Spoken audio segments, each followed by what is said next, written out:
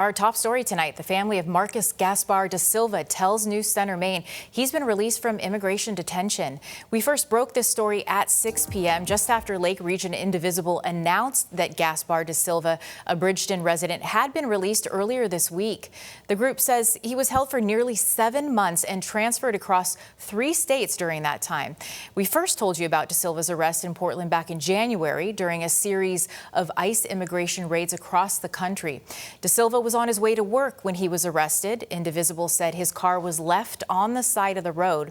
And I spoke with a representative from Indivisible tonight who also says da Silva faced inhumane conditions, including undrinkable water.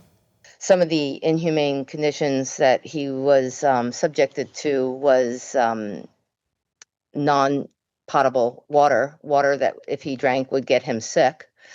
So Alex had to send him a lot of money to buy water from the commissary, food that resembled food that dogs would eat, that was unedible. And we've reached out to ICE with questions, but have not yet heard back. And we now want to take you back to January, when da Silva was first taken into ICE custody. Here's what his wife Alex told us then about the uncertainty that followed. But they're supposed to be transferring him again. Long phone calls, stress, and little sleep is what Alex da Silva's whole life feels like right now. Because I have to keep an eye on every time that they move him and find him. Alex's husband, Marcos da Silva, was detained by ICE on January 20th. And since then, she says he's been moved to 3 different states. Do you feel like they make it harder than it needs to be? I feel like they're playing cat and mouse with him. Alex is a U.S. citizen, but Marcos has a pending asylum case, having fled Brazil where he practiced law because he was being targeted by drug cartels.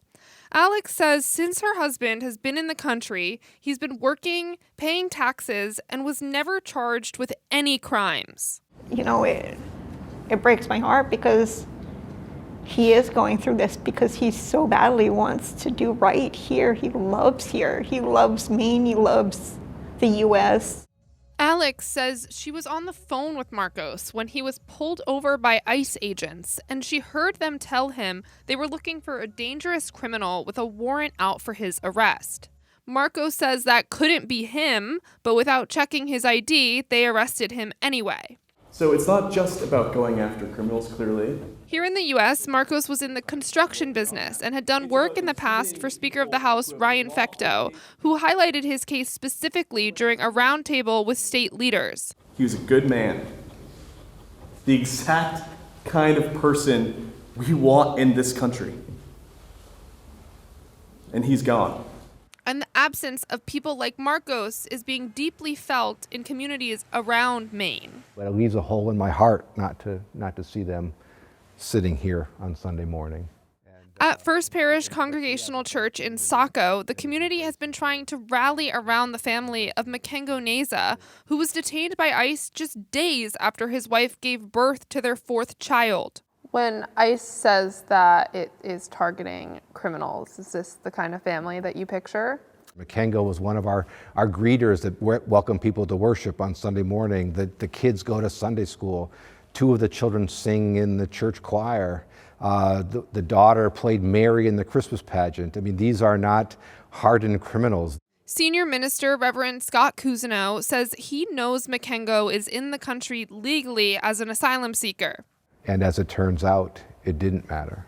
By the night Makengo was detained, Scott says he was in another state. But it is frustrating because it felt like there was nothing we could do to stop the process.